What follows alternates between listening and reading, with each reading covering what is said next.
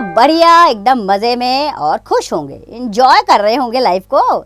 जी बिल्कुल, स्वस्थ रहिए, मस्त रहिए और खुश रहिए। देखिए, खुश होते हैं तो हर कार्य को बड़े निपुणता के साथ कर पाते हैं, है ना? होता यही है ना? तो चलिए, रहते हैं खुश और पढ़ते हैं अपना अध्याय जिसका नाम है अपनापन। तो बच्चों, अपनापन सबको अपना बना लेता है।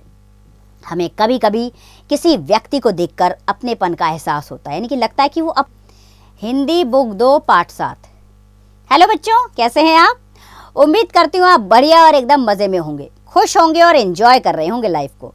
बिल्कुल बच्चों, स्वस्थ रहिए, मस्त रहिए और खुश रहिए, यही जीवन जीने का आधार है। देखिए, जब हम खुश होते हैं तो हर कार्य को बड़े निपुणतापूर्ण तरीके से करते हैं। तो चलिए, रहते हैं खुश और पढ़ते हैं अपना अध्याय जिसका नाम है उदारता। क्या नाम है? उदारता। तो बच्चों, उदारता मनुष्य का आभूषण है, यानी कि गहना है। उदार व्यक्ति से सब प्रेम करते हैं। वह अपनी उदारता से सबके हृदय में स्थान बना लेता है। यह कहानी भी ऐसे ही उदार व्यक्ति रामू की है, जिसने अपनी उदारता का परिचय देकर 2 अन्य व्यक्तियों की मदद की। तो आइए उसकी कहानी को पढ़ें और उससे सीख समझने की कोशिश करें।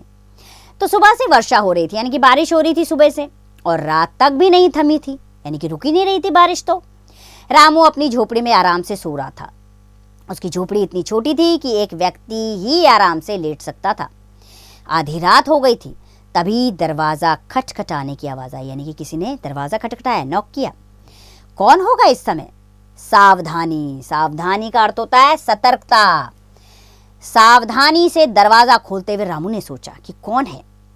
रामू ने दरवाज़ा खोला तो बारिश की बौछारों यानी कि बहुत तेज के पानी की बूंदें आ रही थी।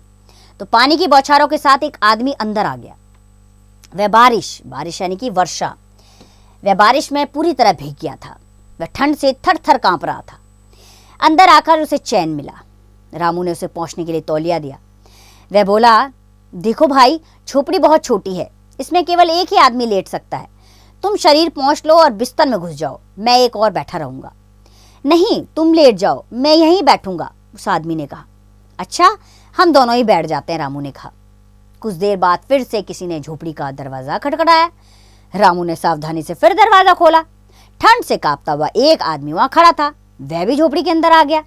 अब रामू ने जो है उसे भी तौलिया देते हुए कहा, देखो भाई, उससे भी वही बात करी जो पहले वाले आदमी से की थी कि देखो भाई, झोपड़ी बहुत छोटी है, इसमें केवल एक ही आदमी लेट सकता है, किंतु 3-4 आदमी आराम से बैठ सकते हैं।